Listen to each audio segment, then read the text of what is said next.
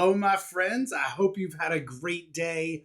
Welcome to the EdTech Track main stage. I'm Tom Murray. I'm so excited to be with you all.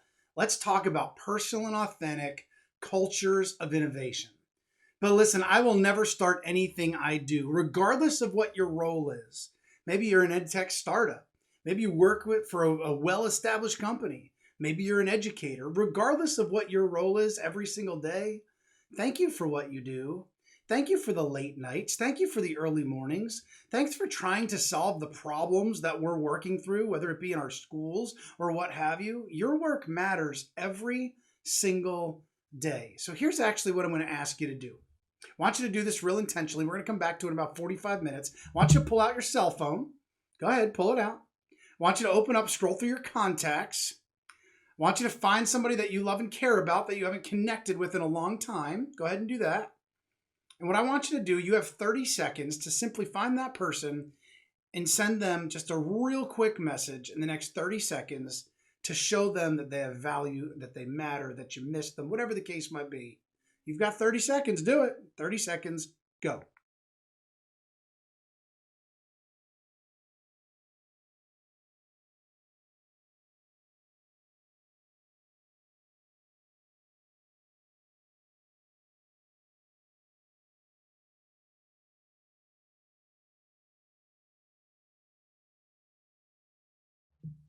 All right, another 8 seconds. Start to wrap that up. We're going to come back to that in just a moment. Thanks for following along with me live there. I appreciate that. Here's what I want you to think about next. Why in the world do you do what you do every day? The amount of hours that you spend in your role far exceeds the amount of hours that you get to spend with your family in a given day, right? So why do you do it? Like, what's your purpose? What is it that drives you? What's the problems you're trying to solve? What's the lives or whose lives are you trying to change? Why do you do it? Simon Sinek's Golden Circle, and I guess many of us are very familiar with it, he contrasts the how, the what, and ultimately the why in the three concentric circles that you see on the screen. You see, we spend so much time in our work, regardless of what your role is, whether you work in a school or you work for an ed tech company or a startup, whatever it might be, we spend so much time, don't we, on the what and on the how? And it's real important stuff. How are we going to do it this way? What are we going to do about that? How is COVID going to mess this up? And what are we going to do about, we spend so much time on that, don't we? But why do you do it? What drives you? What's that question, that purpose, that problem that you're working towards, that you're trying to solve? And here's the thing, don't just tell me some company mission statement or some district goals. I'm not asking about that. I'm asking about you. What is your why? And here's actually what I'm going to do. I'm going to pause for just 2 minutes of our keynote here because I actually want you to write your personal answer. I'll give you 2 minutes. I want you to pull that cell phone back out. I want you to open up those notes and answer the question just for you. Why do you do what you do every single day? You have 2 minutes. Go.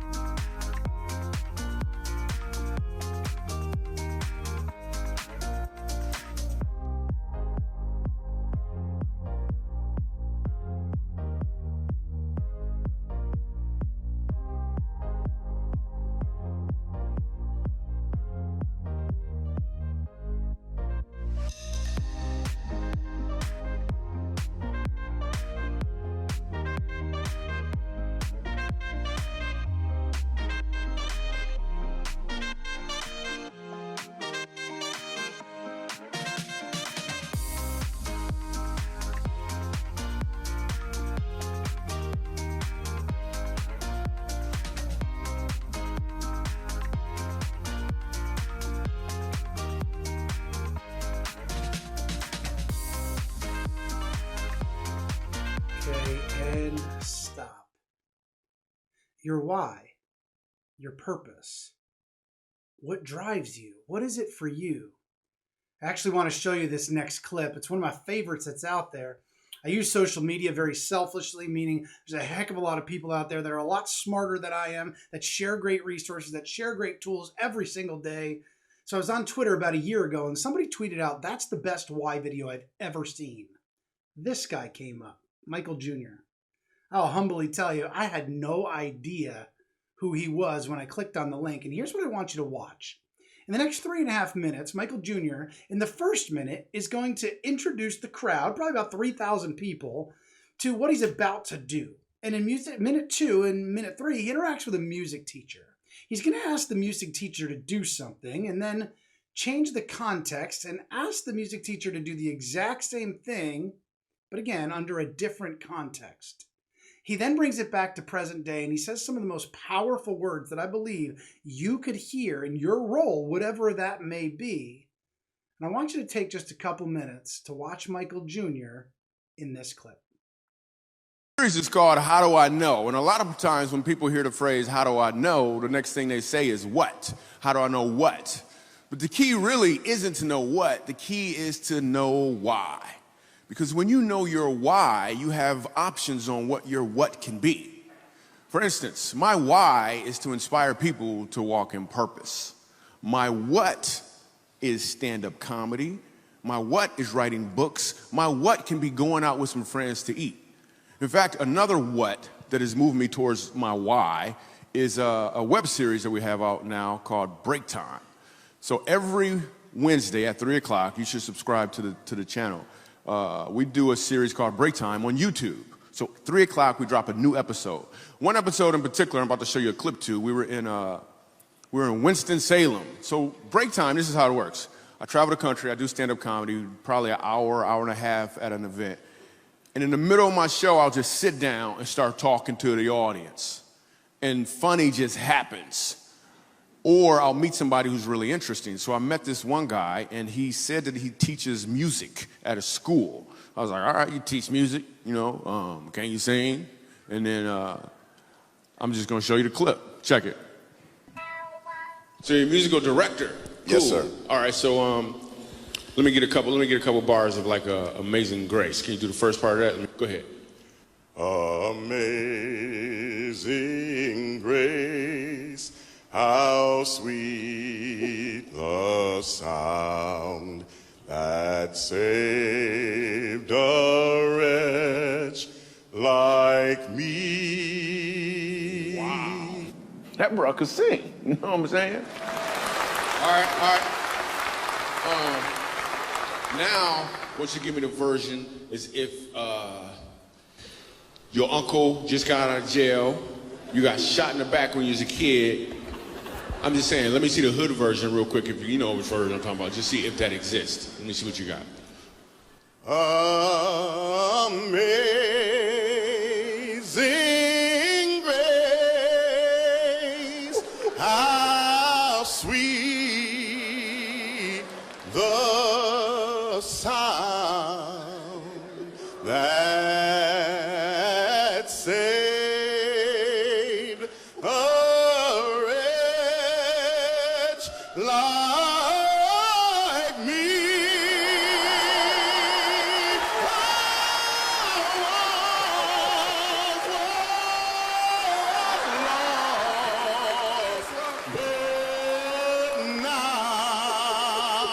Right now I'm found, was blind, but now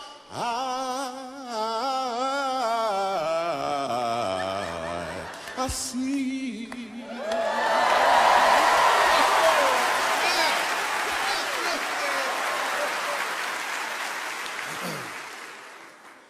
So here's the thing. The first time I asked him to sing, he knew what he was doing. The second time I asked him to sing, he knew why he was doing it. When you know your why, your what has more impact because you're walking in or towards your purpose. You see that statement right there? Like, did you notice the passion in the crowd the second time versus the first time? In Michael Jr.'s words, when you know your why, your what has more impact. Maybe you're solving a problem for schools. Maybe you're part of this ed tech track because you're developing a new tool that your purpose and your passion is to support students living in poverty. Maybe whatever it is, when you know your why, your what has more impact because you are walking in or towards your purpose. Such powerful words and so relevant, whatever role you might be here today in. Because cultures of innovation in our schools, cultures of innovation in our businesses, in our startups, they begin with you, no matter what your role may be. So I want to ask you to process, what is it that you intentionally do to build the culture of your team, to build the culture where you work? Now, I didn't ask what your boss does. I didn't ask what your CEO does. I didn't ask what your principal does, your superintendent does, or whoever you might find above you on that chain. I asked what you do. What is it that you intentionally do to create an environment people want to be? And we think about these examples, I really believe that every interaction that we have is either a culture builder or a culture killer. And it doesn't matter if it's a digital interaction or it's face-to-face back and in person. Every interaction we have is either a culture builder or a culture killer. There's really no neutral interactions if you think about it. Good friend of mine, Superintendent of the Year, Joe Sanfilippo, a number of years ago, he and I, we get to do a lot of work together, conferences together. We were at a conference just like this, a great conference. It was in person though. And there we were in person and we were out to dinner the night before. And he made the statement that you see on the screen. He said, Tom, I really think culture is built 30 seconds at a time. Now I will tell you, and I'll be vulnerable and say, when he said it, I actually laughed. And I was like, Joe, sounds good in a tweet, man. But like, come on, dude. Like, you remember we were both principals? And maybe you're thinking the same, like 30 seconds at a time? Like in my organization, in my company, like how many 30-second increments in a given day? And then I started to put myself back in that work building. When I was back in a school, when I was a principal at the secondary level, principal at the elementary level, maybe I was a teacher, or in other businesses, the business that I run right now, that 30-second interaction at a time. And I started to process most of the interactions that I had were probably 30 seconds or less. You walk by somebody in the hallway, quick interaction. You walk into the break room, quick interaction. You walk by somebody at lunch, quick interaction. You walk into an office, quick interaction. And I started to process, you know what? After he pushed back, he's right. It's those quick interactions, because every single interaction that we have, whether it's a tweet on social media, whether it's something promotional that we're doing, maybe if you're in a school, it's inside the school building, whatever those connections might be, every interaction really does matter.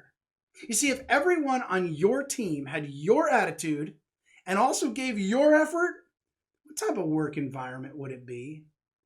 Now, knowing many people like you and have worked with many, many organizations and startups and educational institutions just like yours, I know that you're some of the most dynamic, hardworking, incredible people on the planet.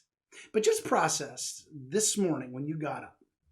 Your mindset, your attitude. Coming here today, your mindset, your attitude. If everyone on your team encapsulated that, what kind of work environment would it be? Like when you walk into that team meeting, like do you build the energy up or do you suck the air right out of the room, right? Don't look at your colleague, by the way. Now's not a good time. You see, every time we bring people together, it really is an opportunity to build the culture where we work, and no matter what environment that is, every day and every time we bring people together, it's an opportunity. So here's actually what I want to do. I want to throw some data on a screen because I know today's audience is vast. We have educators, we have VC firms, we have those that are helping to solve problems, ed tech and vendors, we all over the place in terms of what we do. So let me give you some data here. I know a lot of us do things around data as well.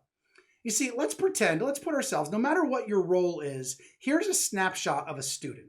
Let's pretend that the only data that we know about a particular child coming in for the next day, no matter what your role is, it's the only data that we know. Maybe it's your ed tech tool. This is the only thing that you can see in this tool, that in 14 months, in the past 14 months, this female student, she's been absent 35 times and she's been tardy 20 times.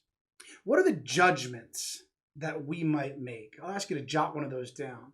If you're with somebody else in a room, call some of them out. What are the judgments that people might make, teachers might make, principals might make, maybe a vendor might make, looking at that data saying, huh? What are the judgments? Might they say about parents? What might they say about her? How she cares about school or doesn't? And what about her parents? You see, and I've asked thousands of educators in events all around the country with that data. Here's what I've heard. Maybe you've thought some of the same. Why is she disconnected? The parents don't care. Maybe she has anxiety. Maybe there's bullying. Maybe she's pregnant. She's probably below grade level. She probably doesn't score very well. Parents are a total mess. They're a disaster. They obviously don't care. So let me tell you the next part of the story real quick. You see that data right there? That's my baby. That's my little girl. Let me introduce you to Paisley Addison. You see, that's my daughter that you see there behind me. You see, Paisley's 10 years old today in a public school in Pennsylvania doing her virtual learning. What if I told you a part of her story? See, what if I told you when she was 10 months old, we didn't know at the time, how severely allergic to sesame seeds she was? What if I told you we had some friends over that evening and she got just a little bit of hummus on her hand and she did one of these as a 10-month-old and wiped her eye? What if I told you within about a minute and a half she came completely red, almost unrecognizable, and was gasping for air? She could no longer breathe.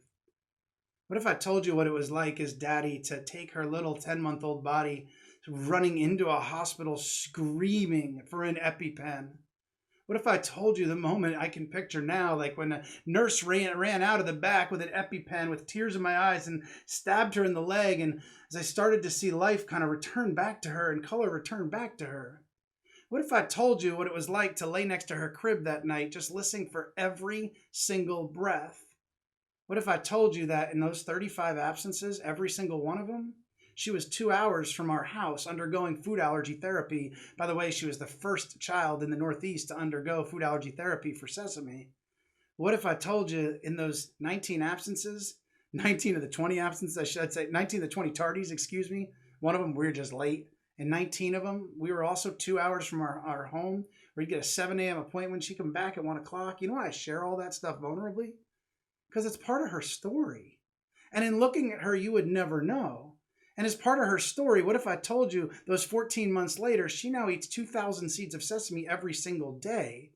You see, that little girl, her life has been saved 3 times because of EpiPens. She's now eating 2,000 seeds of sesame every single day. You know why I tell how personal that is? You know why I share that with you, regardless of what your role might be? Because I really believe a key to building culture in your organization, in your workplace, in your school, it's having empathy for the hidden stories inside of other people. It's the stories that you have on your heart right now, no matter where you are. Maybe they're great stories, stories of hope, stories of excitement. Your new product's running and we've got new investors and this is awesome. And you're those stories nobody else around you knows right now, but you're all excited. But maybe you're struggling today. I want you to take a moment, if you could, to watch this video, The Hidden Stories Within.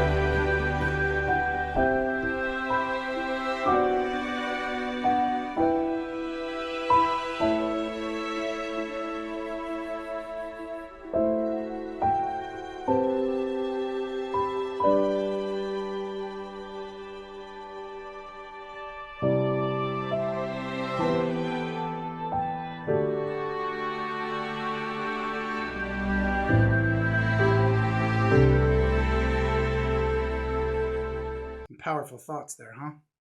You see, do we choose to see the hidden stories in those around us or just inside of ourselves? Because I really believe in our companies, in our organizations, in our schools, the difference between making a judgment and having empathy, it's understanding the story. So do we seek to understand the stories of those we're trying to serve? Maybe you're partnering with school districts. Do we understand their story, their struggles, their successes? Or are we just looking at a bottom line, looking to sell products? You see, if we want to build those relationships, we need to build the connection to their stories so those relationships can be more authentic in nature. It's also the importance of humanizing the data. You see, when I share just the data and my daughter gives me permission to do that, like we all naturally make judgments, our brains do that. But the moment I humanize it and show you the smile of the little girl that I'm talking about, and you can see the human side of it, the moment I tell you the story and you can hear the human side, if you're a parent, maybe you can relate, or you get what I'm saying. It's the importance of humanizing the data. So here's what I'm going to ask you to do next. Pull that phone back out or grab that pen and that paper. I'm just going to give you a minute. I want you to write down right now 5 things you expect from those you lead. So 5 expectations you have. So if you happen to be an educator, maybe you're a principal, 5 expectations you have for the teachers that you lead. If you're a teacher watching this, maybe you've got 5 expectations for your students. If you're working corporate or on the organizational side, 5 things you expect of the people that report to you. Any of those ways, okay?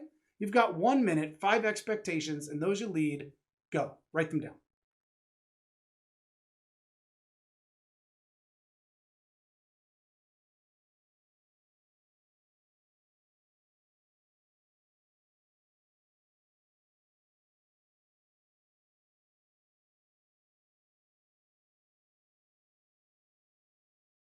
All right, my friends, so here's what I want you to do. Look back at your list that you just wrote right now.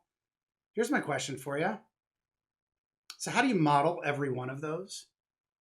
You see, if you said, be respectful, how do you model that?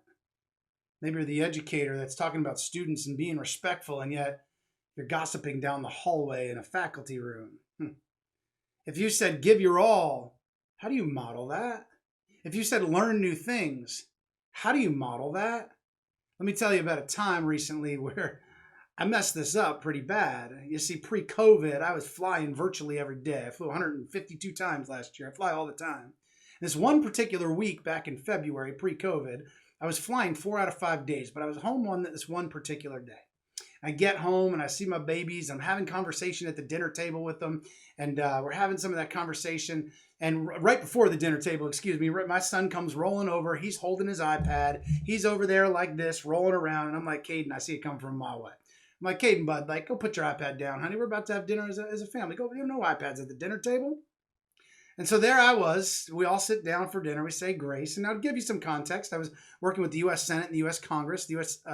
The Help Committee for the U.S. Senate. And in working with them, they were working around some trauma-informed and SEL type practices. And I was waiting for this particular email. And there we are having some conversation as a family. And it hit me.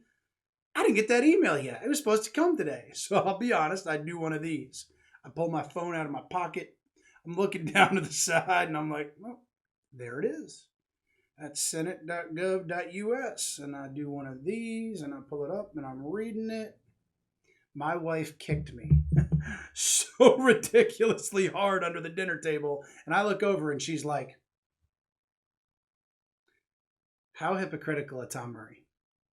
How hypocritical of me to tell my son no devices at the dinner table. And literally like 10 minutes later, I'm staring at my phone. I want you to think about the organization that you lead, the corporation that you help run, the classroom, the school that you help lead.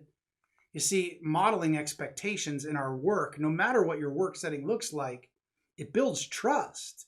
And trust is the foundation of relationships, isn't it? I mean, don't answer this question, but like, you ever been in a relationship? You can't trust the other person? How did that work out, right? Not so good. And relationships really are the foundation of culture. So if we're going to talk about cultures of innovation, understanding the stories, building trust, building relationships are so key to all of that work. You see, if we want engaged employees in our businesses and our organizations, just telling them that we care about them is not enough. We have to model our expectations, those things we want to see every day from them. And we have to learn their stories and get to know them as people first, not that those that just create products or write scripts or software or teach in a classroom, but learn their stories so we can really show them that we care. Like, that's ultimately what's needed. Because innovation in the work, it's about people first. It's not about tools. Now, hear me out. I know some of you are here right now, live today, and you create tools, amazing tools, brilliant tools, tools people need. Absolutely, they're needed. So don't misunderstand what I'm saying right now. But the work is really about people at the end of the day. You create great conduits to help the people that we're trying to serve or support, whatever it might be. But it's always about people first. But in our work, in our organizations, in our company, how can we move past some of the most dangerous words? Now, COVID has kind of threw this off a little bit. That whole, like, that's the way we've always done it mindset. I'll give you a quick example right now. I want you to look at the screen. Look right behind me. And quick question is, what direction are those circles moving? Answer that question. What direction are those circles moving? Now, here's what I always get. Two answers. Most people say clockwise. A bunch of people typically say counterclockwise. Occasionally, I'll actually get a right answer. Look at it again. They're actually all moving in a straight line. You don't believe me? Just follow one. Just one. You still don't see it? Just follow one. See, here's my point. Sometimes it's our own lens that gets in the way before we can redefine what's possible. Like, sometimes it was me as the principal or as that teacher or running my own business saying, like, nah, like that, we've done it. It's not broken. It'll be all right. And a couple months later, looking back, being like, man, like, this is a mess. Because sometimes it was myself that got in the way. And as we lead and create cultures of innovation that are personal and authentic in nature, it takes leaders with humility that can step on their own pride, look in the mirror, because in our work, it's so easy to point the finger, isn't it?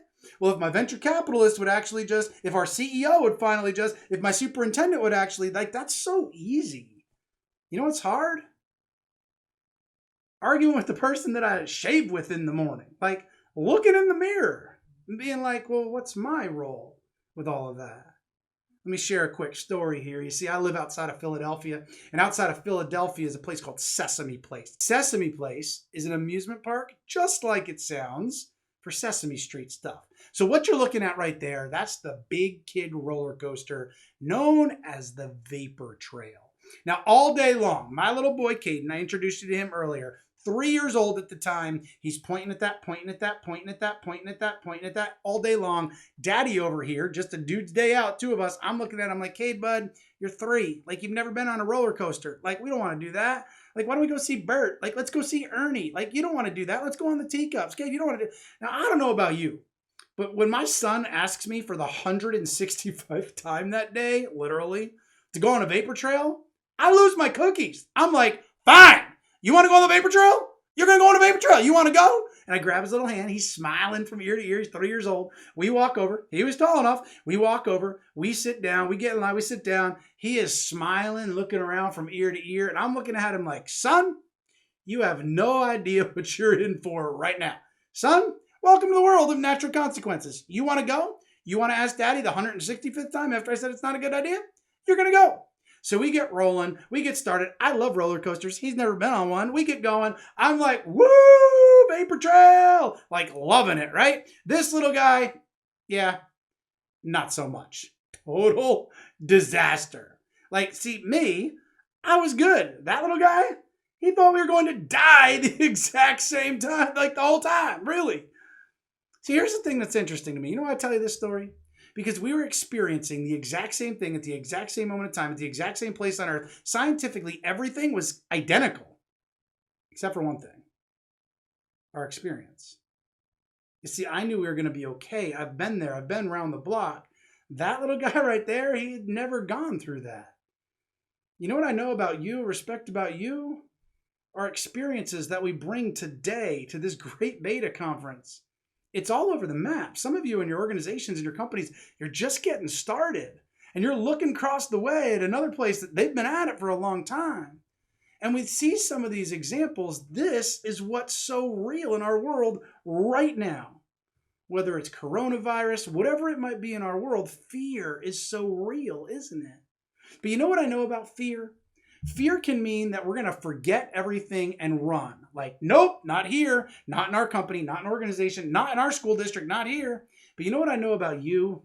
Maybe you're a startup, maybe you're leading the way in your company, maybe you're a principal, superintendent, whatever your role might be. You know how you define fear? You look at it like you want to face everything and rise. And that's what I truly respect about you every single day, because you face everything and you rise. You see, these moments of uncertainty in our work, which, by the way, is pretty much every day right now, isn't it? They really do create opportunities for your leadership legacy in the work that you lead and the legacy that you'll leave. A year and a half later, took that picture. Little guy, hands up. There he was. You see, when I think about and reflect on the picture that's behind me there, a year and a half later, there he is, hands wide in the air. I showed that in California about a year ago, and a lady in the back yells out, "That's because he's next to your wife." Wasn't arguing that one, right? And here's the reality. He also had his people around him. He knew he had his people, his team, his mom next to him, his sister behind him, daddy behind him. Like, he knew his team, and together, like, we can navigate these waters because we have to control the controllables right now. There are so many things, no matter what your organization or business, no matter what school you might work for, that are things that are out of our control, like literally right now, right? We have no idea what the White House will come out and say, the CDC will come out and say, your CEO will come out and say, your governor will come. We don't know. There's so many things we don't control. One last video I want to show you real quick. I want to introduce you to another good friend of mine, Inky Johnson. Inky wrote my foreword to my book, Personal and Authentic, and maybe you recognize the name Inky Johnson because he's very well known because his story of persevering through adversity is truly unlike any other I've ever read. I want to introduce you to Inky and show you this video on controlling the controllables because I really believe, even though this was filmed a couple of years ago, it's like he's speaking to me and to you right now in our world. Watch this. Meaning, you ever been in the airport and when you don't get your flight on time, you get delayed and you could be standing by some people and they get mad and they almost make you mad? You're like, man, I wasn't even trying to get mad, but they making me mad. Never even realizing life may be protecting you from something. Like, it's like the 9/11 incident. I was doing some research on it. I'll never forget. I'm doing research on it. Terrible incident. A lot of people lost their lives. Senseless act. And it talked about in this article the other side of it. And in the other side, what they spoke about was that morning, a gentleman had to take his daughter to kindergarten, and he really wanted to get to some meetings, but because he had to take his daughter to kindergarten, he couldn't make it to the meetings on time, and so he just called out the whole day, and his wife asked him that morning, he was getting dressed, his wife said to him, "Can you please take our daughter to kindergarten?" He said, "I really need to be at these meetings." She said, "Can you please take our daughter to kindergarten? I really need to be at work." He said, "I really need to get to these meetings." She asked him one more time, "Can you please? I beg you, can you please?" He said, "All right, I'll do it." He called in, didn't go to work that day, and because he took his daughter to kindergarten, it spared his life. One gentleman on the New Jersey Turnpike, headed to the same buildings, New Jersey Turnpike, accident happens, breaks down, can't get there on time, and because it happened, a situation that he couldn't control, it spared his life. One gentleman got a new pair of shoes, walking to work, got a blister on his foot. He had to go back home, change his shoes, and because he had to go back home to change it, it saved his life. One gentleman walking down the street, they send him to get some donuts. A guy comes, spills some coffee on his shirt. He had to go and change his shirt. Because he had to go and change his shirt, it spared his life. The other side.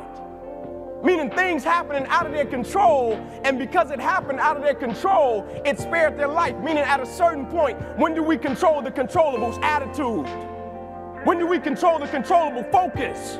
When do we control the controllables? Commitment, dedication, spirit, the energy and the passion that I bring into an environment. When do we control the controllable? I couldn't control. I got a paralyzed right arm and hand. I couldn't control my career ended. I couldn't even plan for it.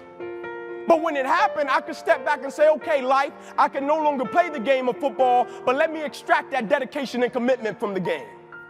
I can step back and say, my arm and my hand is paralyzed. My dedication isn't. My purpose isn't. My arm and my hand is paralyzed. My work ethic, it isn't. My purpose isn't. My arm and my hand is paralyzed. My dedication isn't. My purpose isn't. Meaning my reason for why I first started, it never got paralyzed. And as talented, as brilliant, as strong as people are, it's the saddest thing in the world when I see people just stop giving everything they got to something that they once loved. Because I think we all know the raw truth of it is people don't burn out because of what they do. People burn out because life makes them forget why they do it. Meaning life hits them and hits them with something till they just like, man, if I got to go through that, like I'm not bringing it today, man. And every day is not a good day. Everything is not all peaches and cream. But that's why the culture is so important. That's why when the culture is set, we know what we bring to it, and we know how we get down because we know what we're working for, and the purpose of it is greater than any individual. Some powerful words from my man, Inky Johnson, right? So here's my question for you. Here you are today as part of this EdTech track. We've got uncertainty, we've got adversity on the outside of our walls. Whether you work for a company, a nonprofit, a school, what are the things that you still control in the next number of weeks, next number of months, regardless of what happens? What are those things that are still in your control? And if we talk about personal and authentic cultures of innovation, one more time, we have to make sure that we put our people first. You see, in our work, our what and our how, I know in our industry and education and schools, like so much has changed. Like almost all of what we do has changed. And maybe you're in an organization or a business and now you're working from home, or now you've got to do something differently, and it's just so different, right? You see, our what and our how may have changed, but you know what hasn't? What we said in that interview chair when we first got hired. What we said in that interview chair when we looked across from that boss, that CEO, or whoever that might be, that principal, that superintendent, on why we wanted to do what we wanted to do. And maybe for some of us it was weeks ago, maybe for some of us it was decades ago.